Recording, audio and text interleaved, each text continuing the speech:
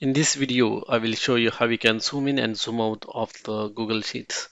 So there are two ways in which you can do that.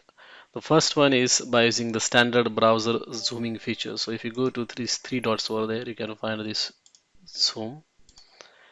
And what will happen is that entire browser will be zoomed in or zoomed out like that. So this is the first way. The second way is in the Google Sheet itself, they have got this zoom percentage, so you can select whatever you want, and that way you can zoom in, zoom out as well. That's it. It is such a simple thing to zoom in and zoom out in Google Sheets. Thank you for watching.